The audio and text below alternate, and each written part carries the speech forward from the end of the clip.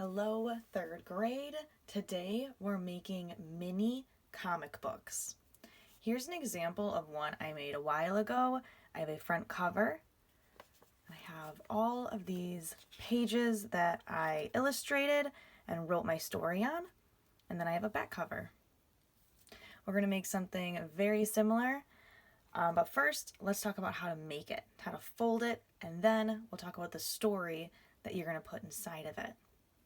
So here's what it looks like with no illustrations. It's a cute tiny book with a whole bunch of pages. This one has a little bit more. So you're going to choose if you want to have a whole bunch of pages or the 4 pages I have on this example. For making the book, all you need is a blank piece of paper.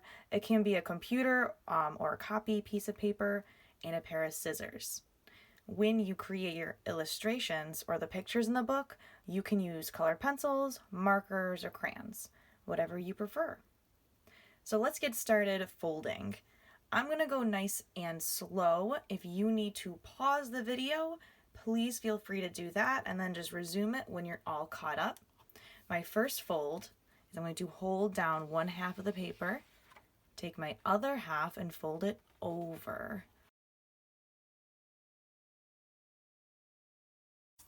And I smooth it out. Folds are going to be really important for this, so you're going to see a couple times I go over my fold with my thumb or my fingers and make sure it is super folded. I then open up, so I reopen or unfold, smooth out a little bit, and I'm going to fold up. So I just take my bottom of my paper, I kind of have to hold down this and make it meet the very top of my paper. And I make sure it is super creased. Now you should have a fold in the middle and 2 halves of your paper. We're going to again take this fold and meet it to the top of our paper going up. So I go up, I make sure I hold this down, I use one finger and I just smooth, because it's going to get harder.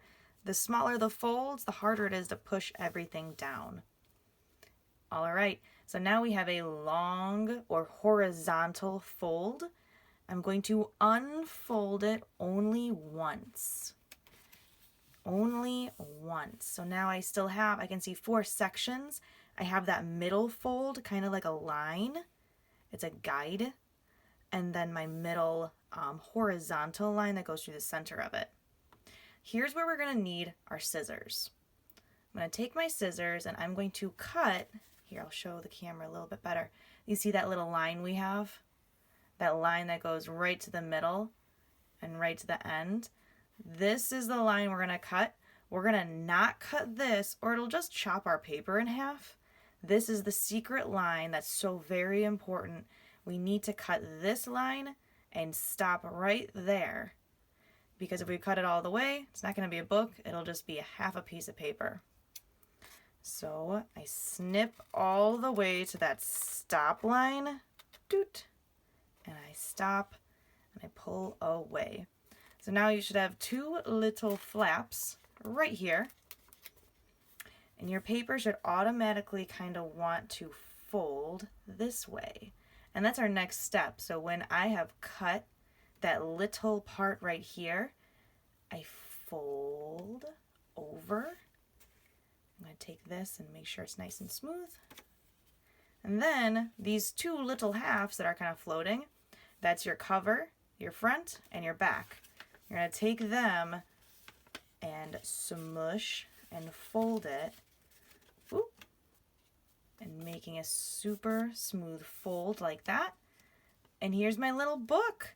So it should open up, and here is my 4 different pages.